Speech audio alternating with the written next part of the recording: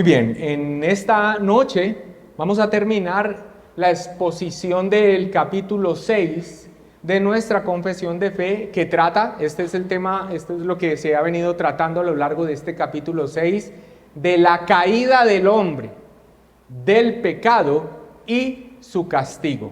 Hoy expondremos los párrafos 4 y 5 que nos hablan del pecado actual y el pecado y el creyente correspondientemente. El pecado actual, el párrafo 4, y el pecado y el creyente, el párrafo 5.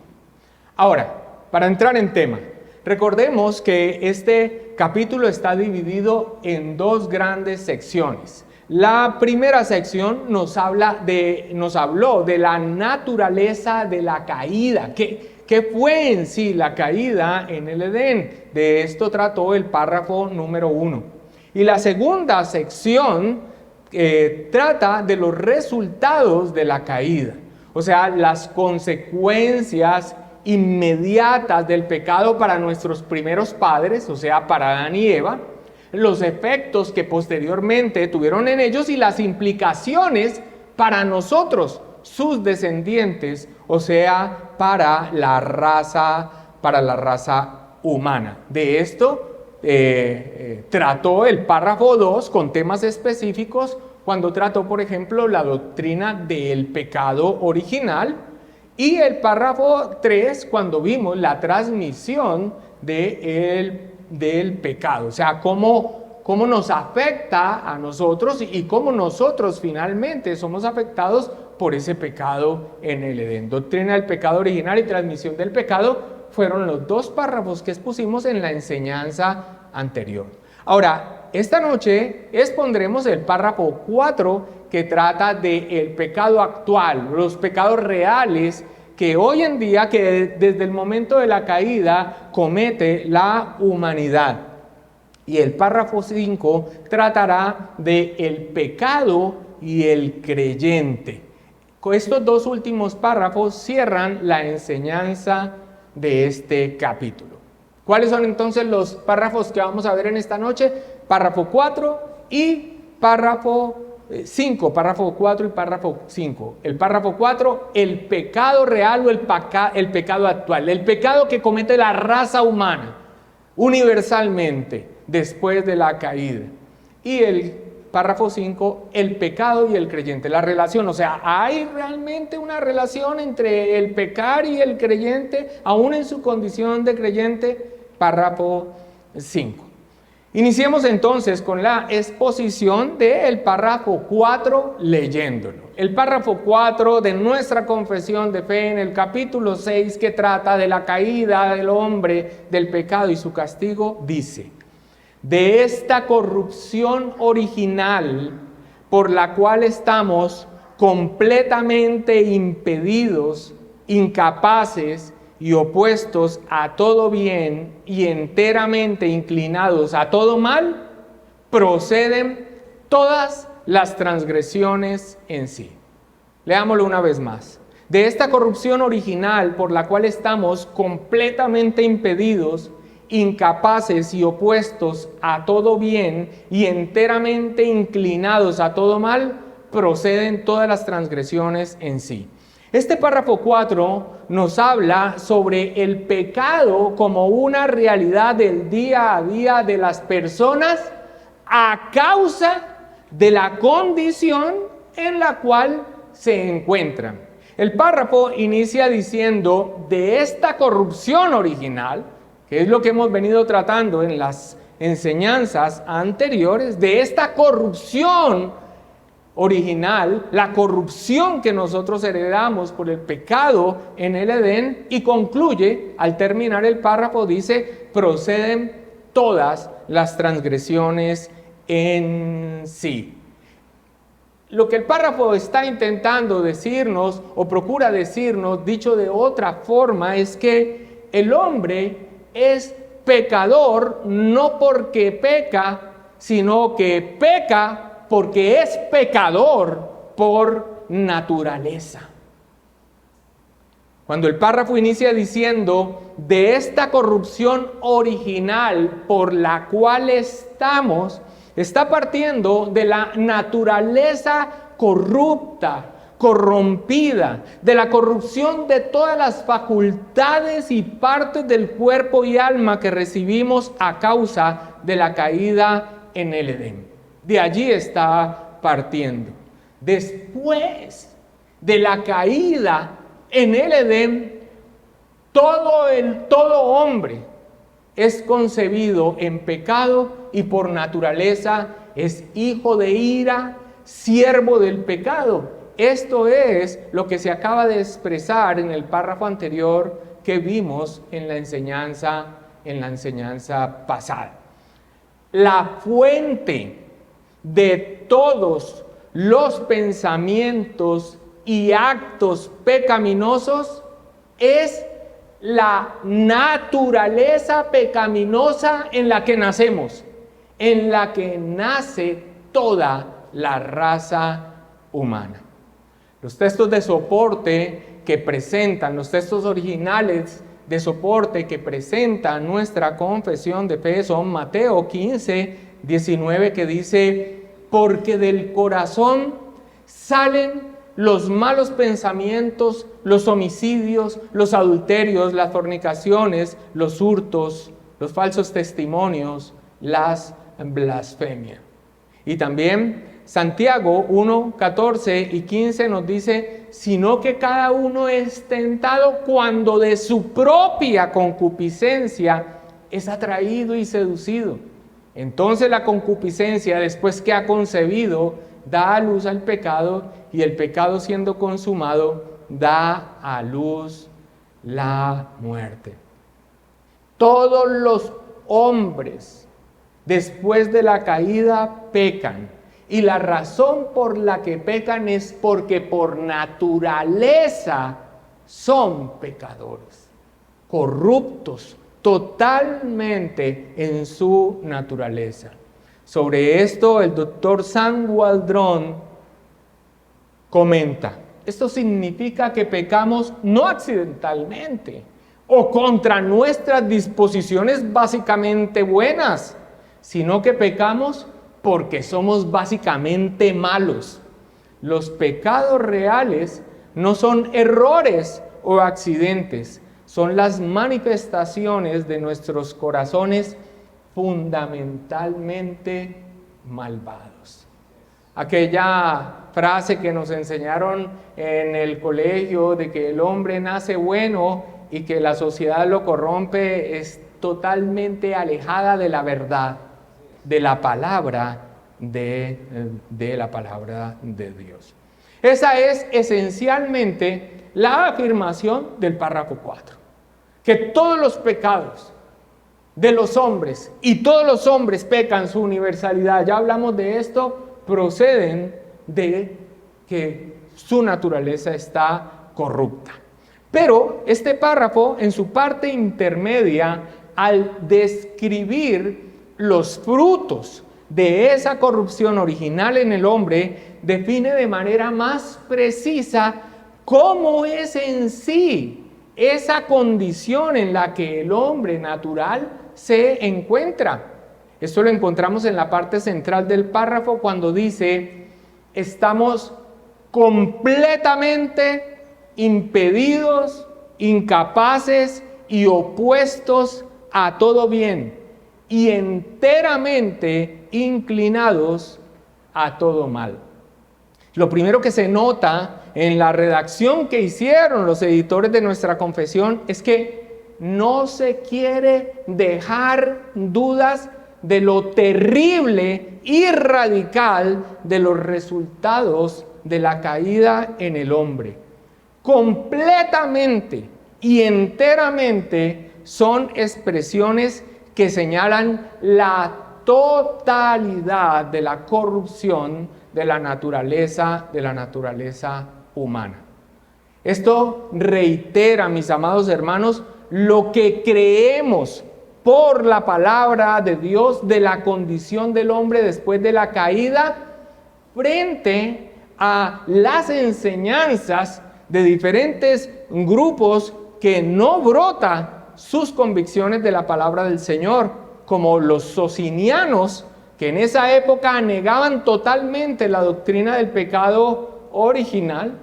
Ellos eran pelagianos en su posición teológica, o sea, consideraban que no había tal cosa, esto lo explicamos también en la enseñanza anterior, que no había tal cosa como pecado original, que el hombre nace en la capacidad de poder obedecer las demandas de la ley de Dios y básicamente ganarse la aprobación de Dios por el cumplimiento de la santa ley de Dios. Esto es terrible porque esto es una herejía, pero ¿sabes qué es más terrible? Que hay muchas personas dentro de las iglesias cristianas evangélicas en el día de hoy que piensan que este es el camino para la salvación.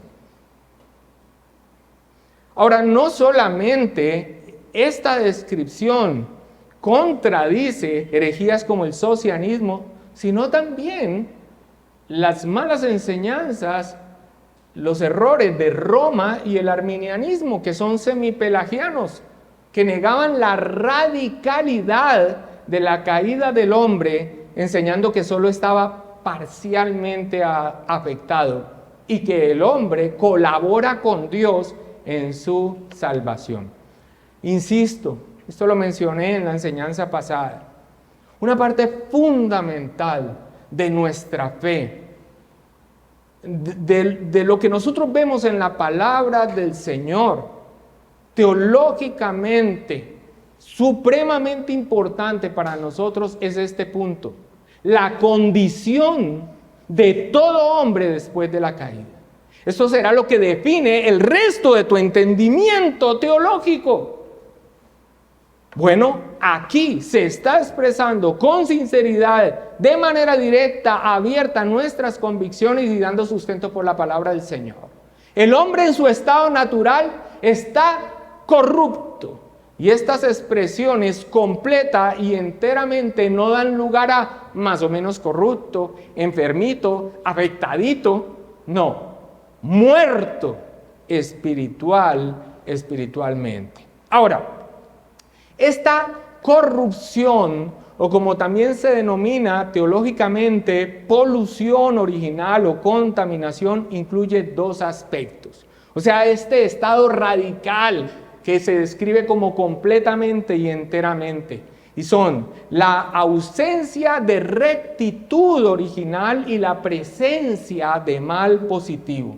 Eso es lo que nosotros vemos reflejado en esta descripción que el párrafo nos provee sobre la condición en la que se encuentra el hombre natural. Es más, me voy a devolver para que lo notemos.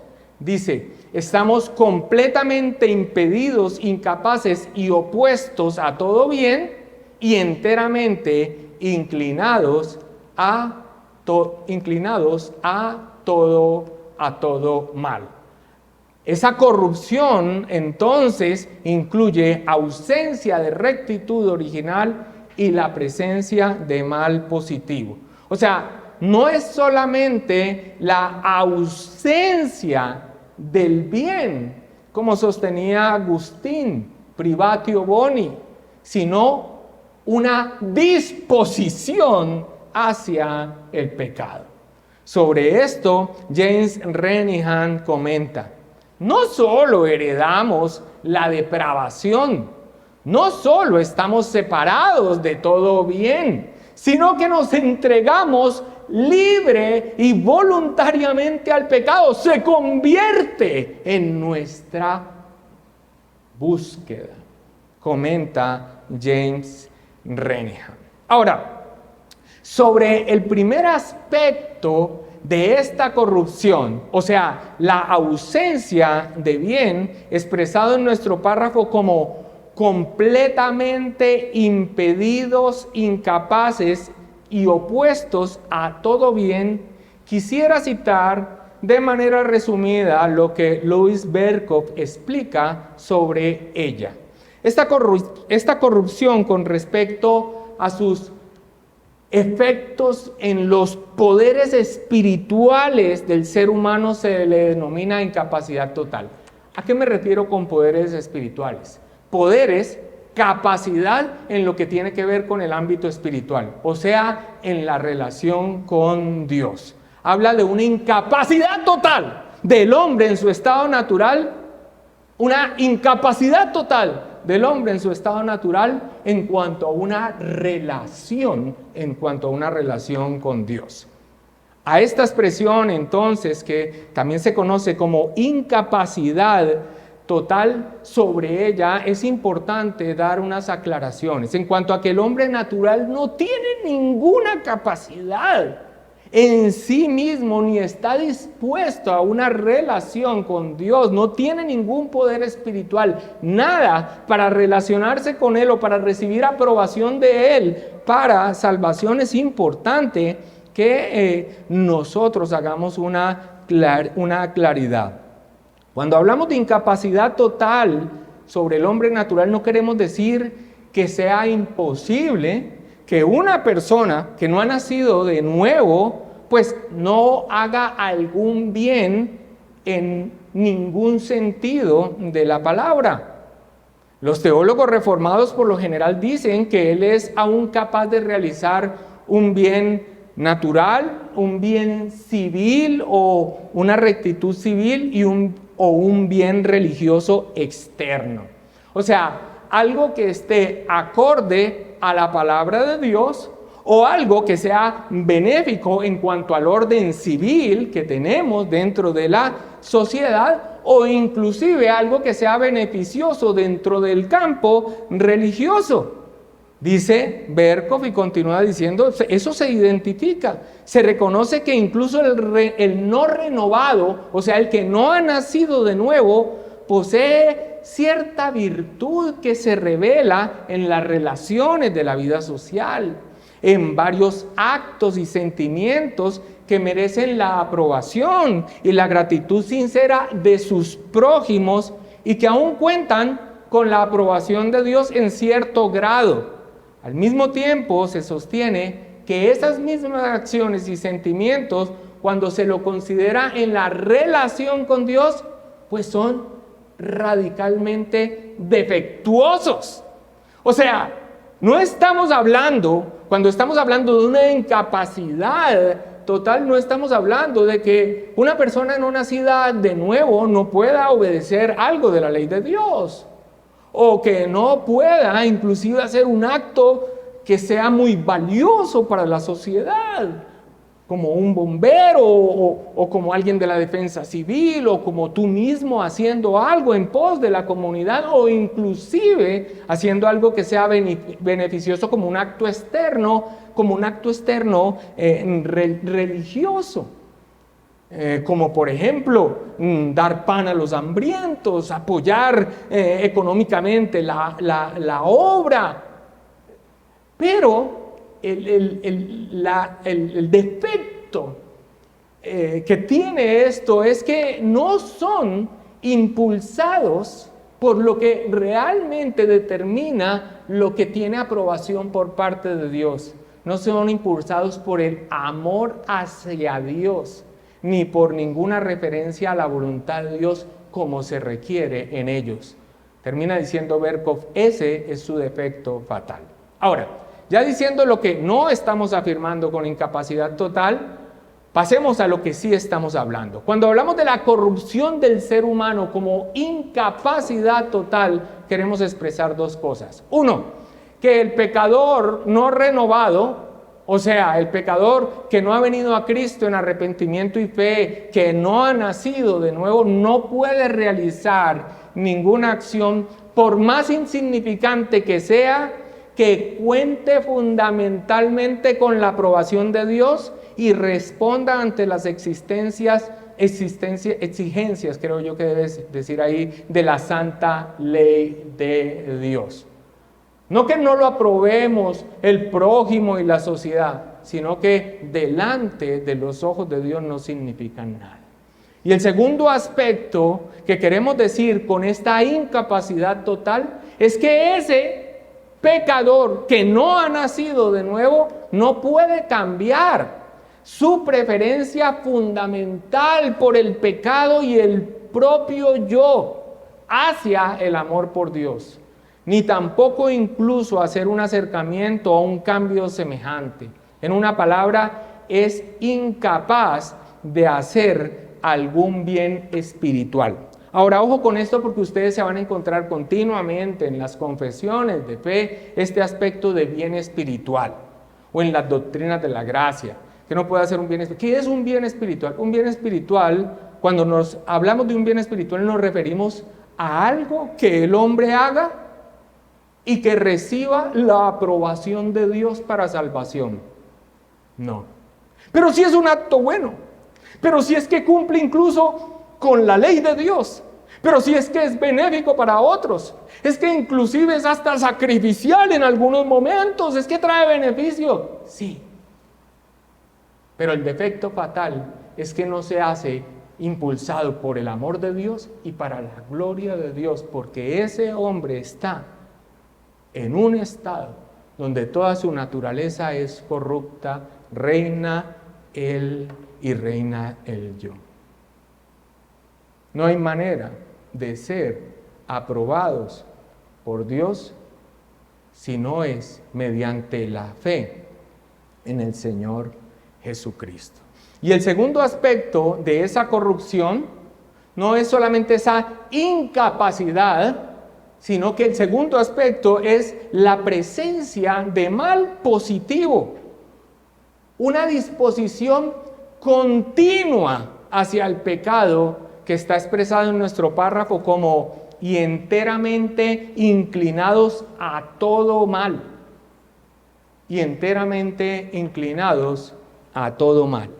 No es solamente una incapacidad de que sus actos signifiquen algo ante los ojos de Dios para aprobación, para salvación, o que cambie esa disposición, sino que además de esto, el hombre tiene en su estado natural una inclinación hacia el mal. Enteramente inclinados a todo mal. Y siempre cuando se menciona esto, viene el tema del libre albedrío.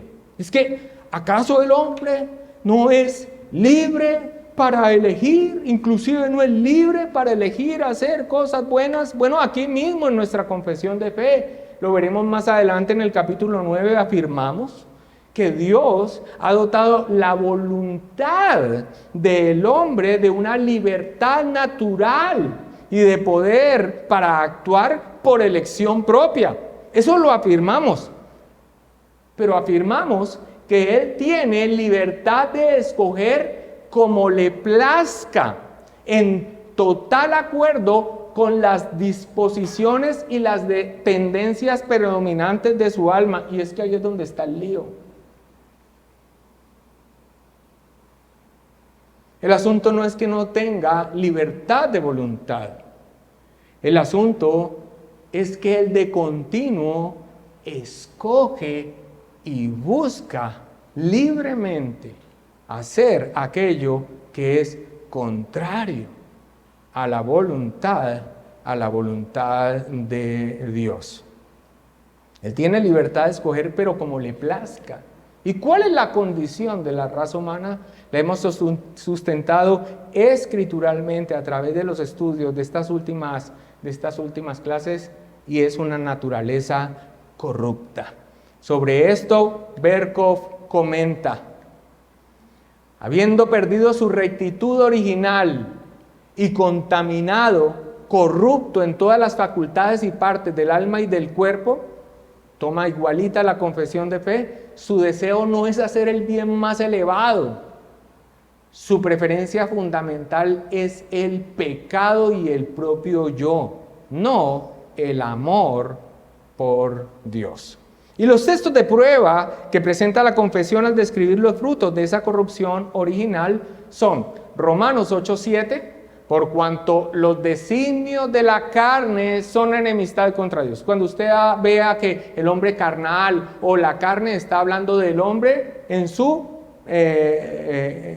condición natural, o sea, no nacido de nuevo. Los designios de la carne son enemistad contra Dios, porque no se sujetan a la ley de Dios ni tampoco pueden.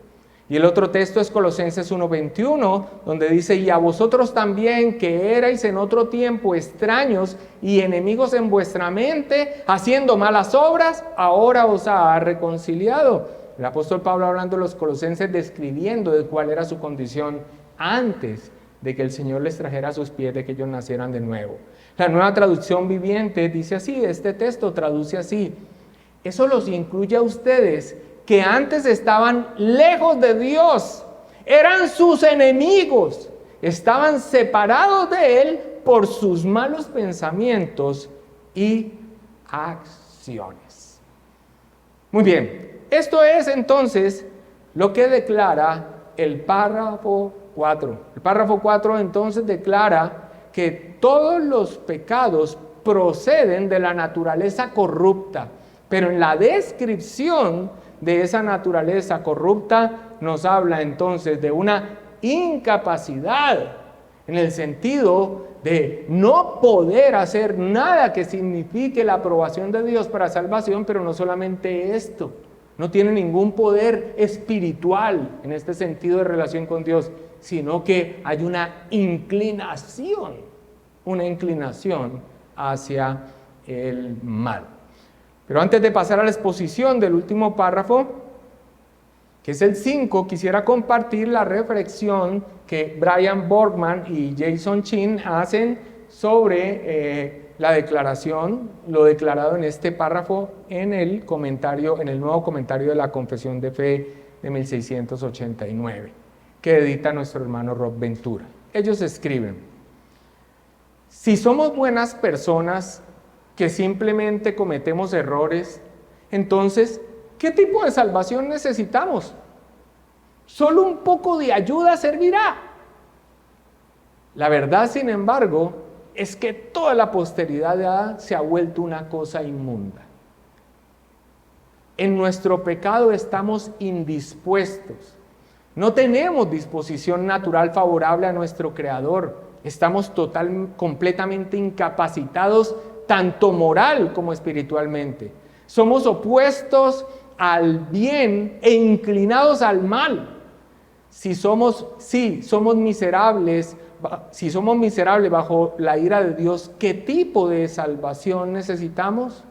Y concluyen: solo la que un Salvador todopoderoso puede hacer. Miren, hermanos, una visión bíblica de la humanidad, esta visión bíblica de cuál es la condición de la humanidad, ¿sabe qué hace? Exalta la salvación que proclama el Evangelio. Si nosotros solamente somos la raza humana propensos a equivocarnos, entonces la libertad comprada por Cristo, ¿qué significa? Poco. Si somos esclavos del pecado, un pecado que nos está arrastrando inevitablemente a la eternidad en el infierno, entonces, ¿cómo deben estar nuestros corazones ante la noticia de un poderoso Salvador que nos puede sacar de ese estado del que nosotros mismos no queremos salir por esa naturaleza corrupta, pero que Dios hace un milagro en el corazón, cambiando ese corazón de piedra por un corazón dispuesto a escuchar la palabra del Señor y recibir las buenas nuevas de salvación, ver cuál es su condición real y venir, ver la belleza de Cristo y venir a Él en arrepentimiento y fe. Esta es la importancia de nuestras convicciones en cuanto a la condición de la raza humana. Una deformación de la condición de la raza humana, ¿sabes qué hace el Evangelio? ¿Sabes qué hace eso del Evangelio? Como una especie de ayuda. Dios hace una parte, pero yo hago la otra. ¿Y sabes qué significa eso? Robarle la gloria a Dios en la salvación, arrogancia espiritual. Pasemos ahora al último párrafo de este capítulo, que es el párrafo 5, que nos habla del creyente y el pecado. Del creyente y el pecado. El párrafo 5 dice así: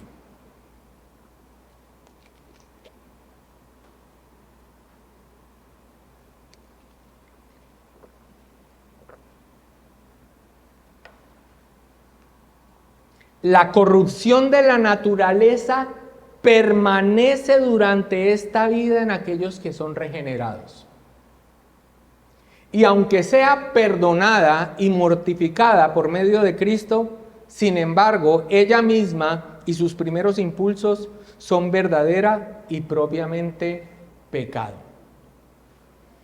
Este breve párrafo hace 3 afirmaciones en su propósito de expresar lo que creemos de la relación entre la naturaleza corrupta y el pecado del que ha venido tratando en el capítulo, pero con respecto a los creyentes. Todo lo que hemos hablado en cuanto a la naturaleza corrupta de la raza humana, pero su relación con respecto a los que han nacido de nuevo. Estas son las 3 afirmaciones. La primera es que los creyentes en esta vida terrenal aún poseen una naturaleza corrupta. La segunda afirmación es que esa naturaleza pecaminosa tiene un cambio profundo cuando se llega a los pies de Cristo, cuando el Señor nos trae por su gracia. Y la tercera afirmación es una reiteración de que aún a pesar de ese cambio profundo, es pecaminosa.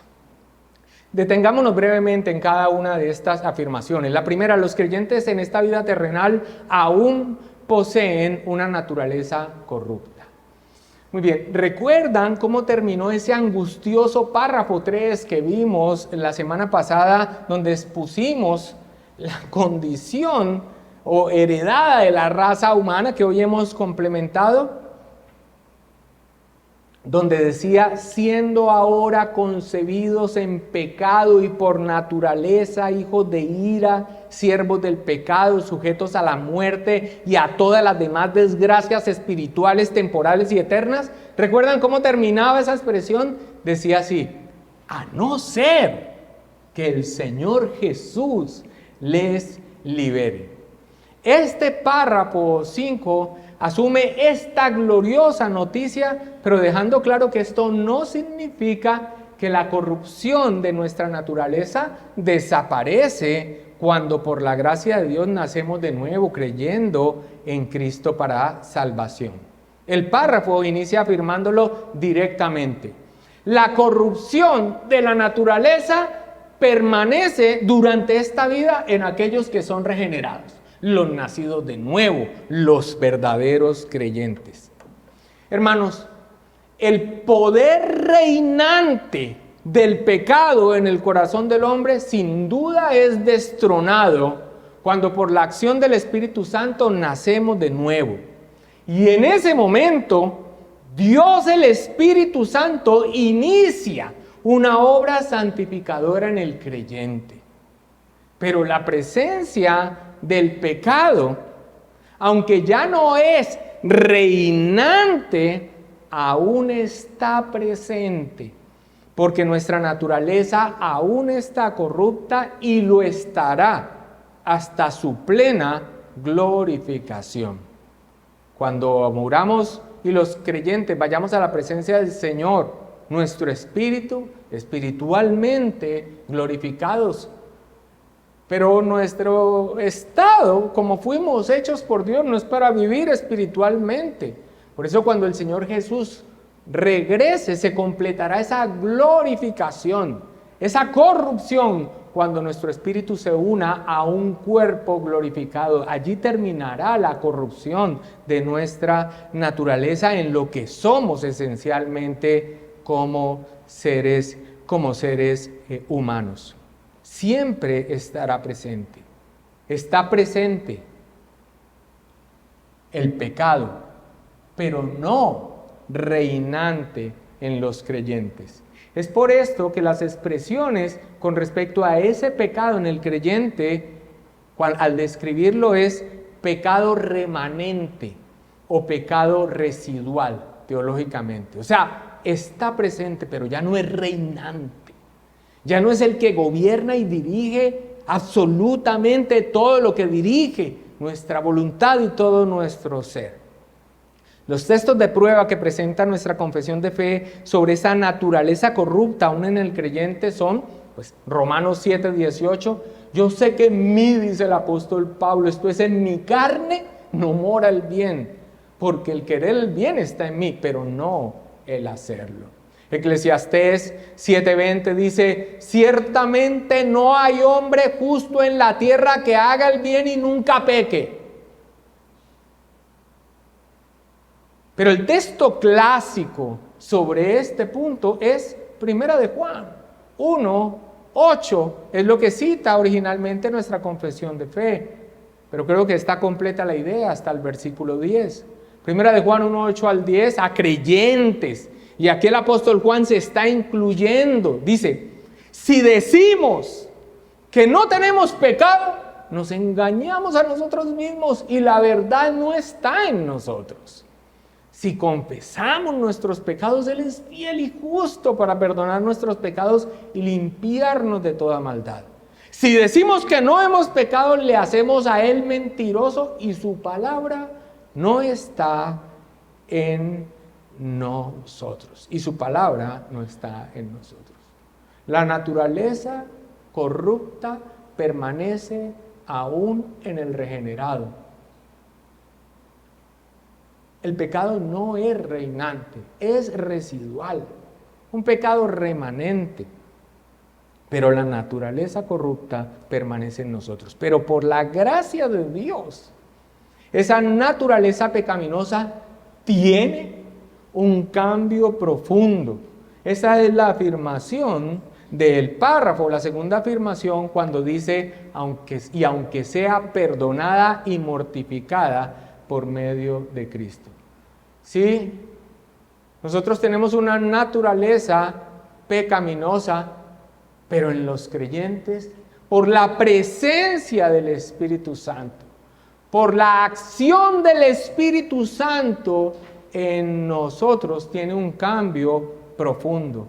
Perdonados. Efesios 1:7 dice, en quien tenemos redención por su sangre. Hemos sido comprados, hemos sido liberados de esa esclavitud, hemos sido comprados a precio de sangre, el perdón de pecados, según la riqueza de su gracia. Hemos sido perdonados. ¿Sabes cuál es la diferencia entre un creyente y alguien que va allá afuera, que está en su estado natural? La diferencia es que nosotros somos perdonados. No, pastor, hay mucho más allá. Sí. Quiero hablar del punto acerca de que es la acción de Dios. Es la obra de Cristo. Él ha pagado la deuda en todo aquel que confía. Y confiamos en Él, no porque pudiésemos. Incapacidad total, como lo vimos anteriormente, e inclinación hacia el mal, ha sido la obra de Dios en nosotros para salvación. Pero nuestros pecados, a diferencia de los de ellos, nuestros pecados han sido perdonados, han sido pagados. El sustituto provisto por Dios los pagó.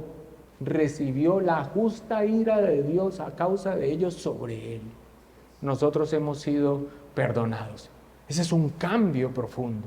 Pero el otro cambio profundo es la mortificación de esa naturaleza por medio de Cristo, su Santo Espíritu obrando en nosotros. Colosenses 3:5-7 nos dice, haced morir pues lo terrenal en vosotros. De ahí viene la palabra mortificación. Cuando usted escuche la mortificación del pecado es hacer morir el pecado. Ahora, aunque aún la naturaleza es corrupta, hemos sido perdonados. Dios ha obrado un milagro en nuestras vidas, naciendo de nuevo, transformando nuestro corazón. Nos ha dado su Santo Espíritu para que no hiciéramos lo que quisiéramos. Pero este es el punto en cuanto a lo que viene sobre esa naturaleza pecaminosa y su expresión, el pecado, que nosotros ahora lo podemos hacer morir en nuestra vida diaria. la mortificación del pecado. De ahí viene la expresión mortificación. Hace después morir lo terrenal, lo pecaminoso, la naturaleza corrupta, y la describe: fornicación, impurezas, pasiones desordenadas, malos deseos y avaricia, que es idolatría, cosas por las cuales la ira de Dios viene sobre los hijos de desobediencia, en las cuales vosotros también anduvisteis en otro tiempo cuando vivíais en ella.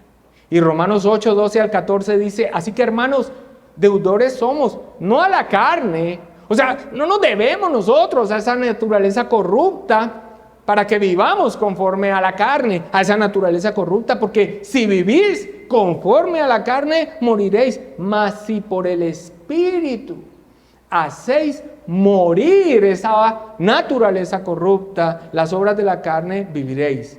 Porque todos los que son guiados por el Espíritu de Dios, estos son hijos de Dios. Ahora, esto no es una contradicción sobre lo que afirmamos anteriormente, de que esta naturaleza permanece en el creyente y permanecerá hasta el momento de nuestra glorificación. Porque la mortificación del pecado, su resultado final no es la perfección, o sea, la no presencia de pecado. No, hacer morir resulta en que ese pecado que en nuestro estado natural era reinante, ya cada vez tiene menor incidencia y poder de exigencia en nuestra vida. Voy a dar el ejemplo clásico porque esto es de aplicación para nuestra propia vida. Si el problema del pecado es la lascivia, en un creyente debe saber que al venir a Cristo en arrepentimiento y fe, ha sido perdonado. Sin embargo, todos estos aspectos pecaminosos en la vida del creyente son destructivos, primero porque ofenden a Dios y tienen resultados terribles en la vida. Pero hemos sido perdonados y sobre la base de esa gracia empezamos a caminar en santidad. Y en ese caminar en santidad, la manera de hacer morir ese pecado es esta. Si un creyente tiene problema de lascivia, debe hacer morir esa lascivia. ¿Cómo se hace morir el pecado? De hambre. No le des de comer. Porque la falla es esta. El pecado te exige y tú le tiras un huesito para que se calme ese bicho. O sea, satisfaces esa naturaleza pecaminosa. Y el comidito coge más fuerza y te exige más. Tú le tiras otro bocadito y le tiras otro bocadito y esa bestia va tomando cada vez más fuerza, esa exigencia pecaminosa. Así no se mortifica el pecado. Entonces hay creyentes que viven unas vidas como si no lo fueran, porque un pecado no mortificado es practicado continuamente. ¿Cómo hago? No le des de comer. Al principio aún estará fuerte, pero cuando va pasando el tiempo y tú no lo alimentas, él va perdiendo fuerza, va perdiendo fuerza, va perdiendo fuerza, va perdiendo exigencia. Ocasionalmente es importante que voltees a mirar y lo mires que está allí débil, chiquitico y desnutrido. Pero tírale un bocado y verás como otra vez empieza a tomar fuerza. Sí, la naturaleza corrupta permanece en el creyente, pero hay cambios profundos, obrados por Cristo, su Santo Espíritu. Al santificarnos, nuestro deber, ahora que tenemos su presencia, ahora que podemos, es mortificarlo. Y la tercera expresión es una reiteración de que aún a pesar de ese cambio profundo, es pecaminosa. Sin embargo, ella misma, o sea, la naturaleza, lo que somos, todas las facultades de nuestra alma, de nuestro ser, y sus primeros impulsos son verdadera y propiamente pecado. Aún perdonados y aún mortificados. Esta última afirmación tiene la intención de oponerse a las enseñanzas de los socinianos de Roma y de los arminianos, que en uno u otro sentido negaban la corrupción total de la naturaleza humana. Ojo porque estas expresiones y estas palabras son importantes. La corrupción total. Porque los pelagianos, los socinianos, por ejemplo, sí negaban la totalidad de esa corrupción, pero otros decían, no, sí estamos afectados. No niegan la corrupción, pero sí la totalidad. Así que estas expresiones tenían también tenían la intención de contradecir, oponerse a las enseñanzas de estos grupos heréticos que negaban la corrupción total de la naturaleza humana. Y esto es evidente, o se hace evidente que esta es la intención en nuestra confesión de fe, en el comentario que hace David Dixon, Victoria de la verdad sobre el error, que es de unos años después de la elaboración, de la redacción de la confesión de fe de Westminster, y él hace un comentario al respecto. En su pregunta número 2 sobre este capítulo, él hace varias preguntas dentro de este capítulo y dice, de este párrafo en especial, esta corrupción de la naturaleza, aunque perdonada y mortificada por Cristo, en alguna medida en el regenerado, tanto en sí misma como en todos sus motivos, ¿es verdadera y propiamente pecado? Sí. Y continúa preguntando. Pues bien, no se equivocan los papistas, o sea, Roma, socinianos y arminianos que sostienen que la concupiscencia o la lujuria y sus primeros movimientos, que no han obtenido el consentimiento de la voluntad, no son propiamente y verdaderamente pecado. Y dice, sí, ya voy a explicar esto. Y dice, ¿por qué razones se refuta y presenta? Porque están prohibidos por la ley moral y natural en el 10º mandamiento, o sea, no codiciarás. ¿Qué quiere decir esto? Que algunos decían que esa naturaleza corrupta no podía incluir incluso las intenciones o los deseos. Decían algo así como, mire, nosotros estamos re bien, porque pues a mí se me pasan 1000 porquerías por la mente, pero mientras no las ejecute no son pecado. Esto es lo que está reiterando nuestra confesión y lo vemos por el comentario de David Dixon. Y dice, no, sí son pecado.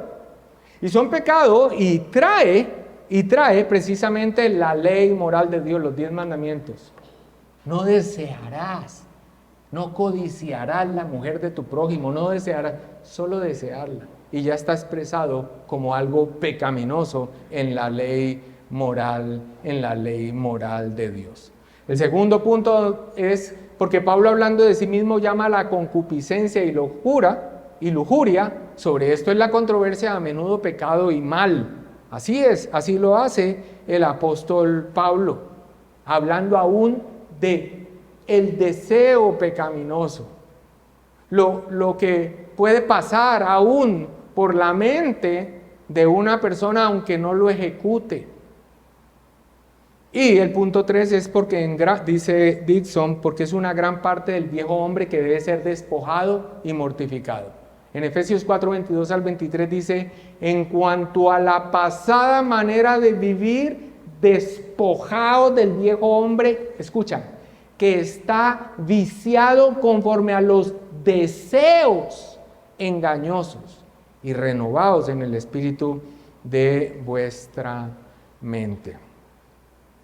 La expresión entonces que nosotros encontramos en nuestra confesión de fe, en esta última parte, primeros impulsos, como es traducida en nuestra confesión de fe al español, o primeras mociones o primeros movimientos, como vemos que está en inglés, es particular de nuestra confesión de fe, aunque también vemos que está usada por David Dixon en su comentario. Y esto nos da evidencia de que esta parte final del párrafo busca contradecir la enseñanza de estos grupos que negaban en uno u otro sentido la doctrina del pecado original y la corrupción total de la naturaleza humana.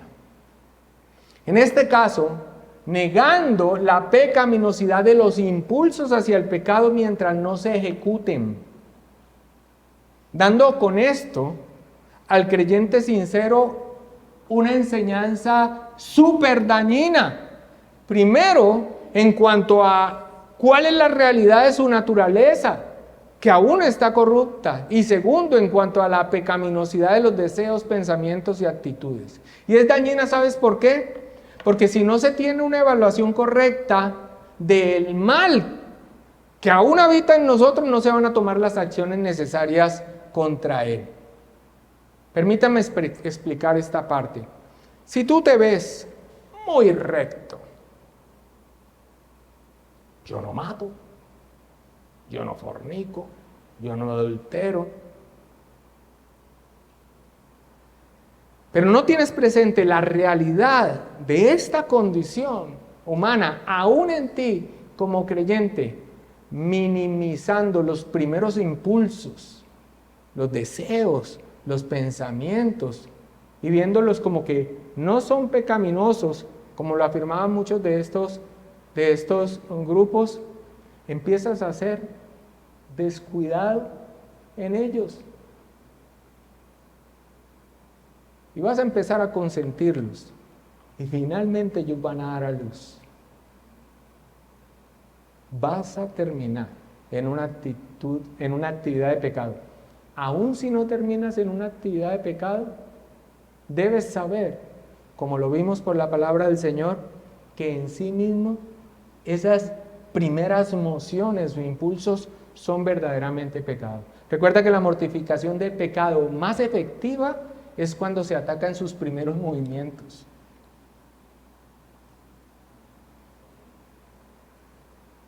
Así describe Benjamin Kitch a estos hombres que negaban esto que en esta última parte del párrafo se está expresando.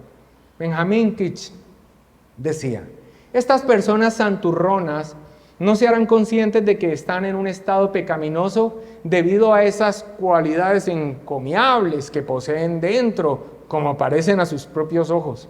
No comprenden la naturaleza y alcance del pecado original, la falta de rectitud de sus facultades naturales, la cojera e impotencia de sus propios poderes naturales, ni la pecaminosidad de los primeros movimientos de sus corazones. Alardeando, como se observa, de la capacidad propia en medio de la debilidad absoluta y un afecto a Dios bajo la enemistad prevaleciente y horrible. El orgullo surge comúnmente de la presunción de alguna cualidad sobresaliente, ya sea belleza, partes o conocimiento o piedad afectada.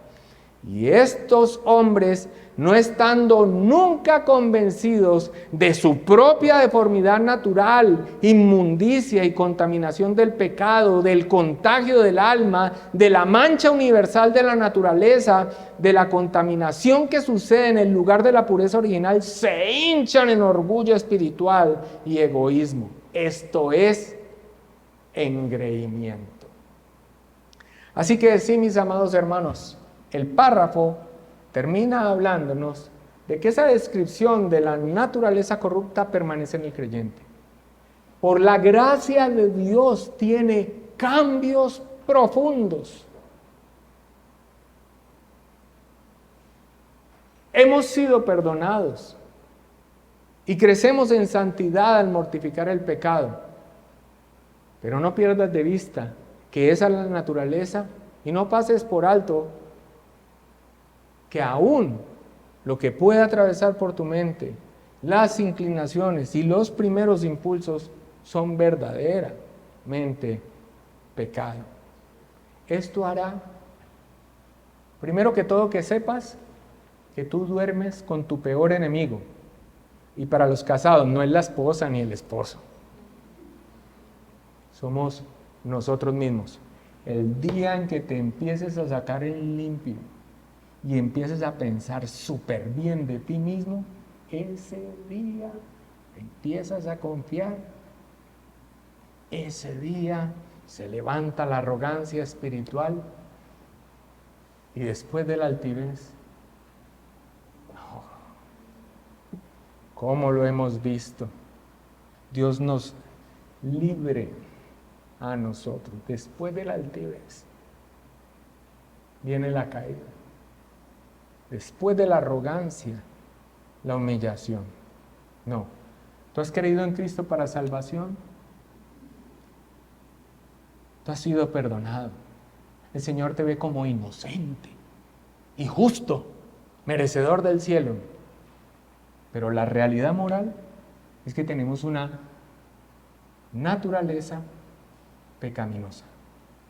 Ya no es reinante. Debe ser mortificada, fue perdonada, pero somos pecadores, perdonados. Cuando partamos de esto, estaremos vigilantes continuamente y no nos confiaremos de nosotros mismos. Que Dios nos ayude.